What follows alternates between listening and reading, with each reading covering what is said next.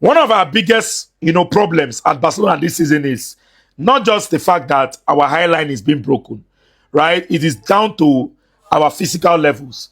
The physical level of Barcelona players have dropped drastically, right? If you look at the way we run this season, our running this season, our pressing this season, our agility on the pitch, fitness levels. Look at the amount of players that have picked up, muscle injuries at Barcelona this season.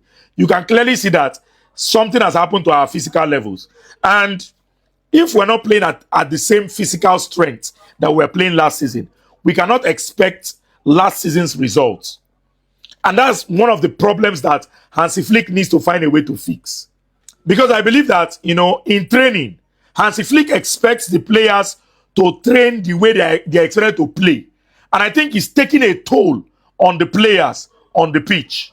Knowing fully well that right now in football, there are so many competitions, so many matches, and players are expected to play high-intensity football matches every week.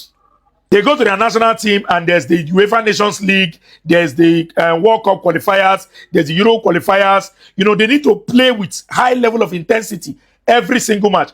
So when you look at it critically, one thing that has affected us this season is our physical fitness. And sincerely, I hope that, Hansi Flick can find a solution to the physical fitness of these players. We need our players to come back to the levels they were last season in terms of physicality. The skill is still there. The manner of approach is still there. The gameplay is still there. But the physicality to continue to push and to press the way we were pressing last season is not there. Pedri is currently injured, and we need to look at some positives that can come out of this situation. One positive is that we can have a more defensively solid team with Frankie de Jong and Marc Casado playing as DMs, protecting the defense. That can be a more defensively solid, lineup to have, with Femi Lopez playing as an attacking midfielder, right? Another option that a lot of people have suggested is that Lamine Yamal should be tried in the middle, like, something similar to what we did with Lionel Messi, playing him, as a false nine, playing him through the middle, right? As a player that can link up play and create from the midfield, which is not a bad idea.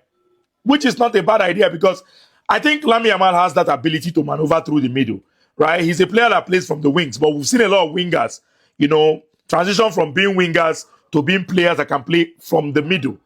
We saw Neymar do it. We've seen Messi do it. So Lamine Yamal can also be tried, in the middle in case, it becomes difficult, or maybe we're looking for goals. We're looking for, a way to score goals, and we're looking for creativity.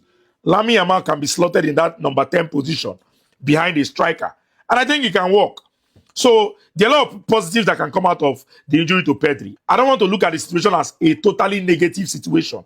I think we can also see Marc Bernal gradually come back into the team, because since Marc Bernal came back from injury, we've not actually watched him play, for a longer period. So with Pedri being injured, that will give opportunity for Marc Bernal to come out. So the Pedri's injury is not all negative.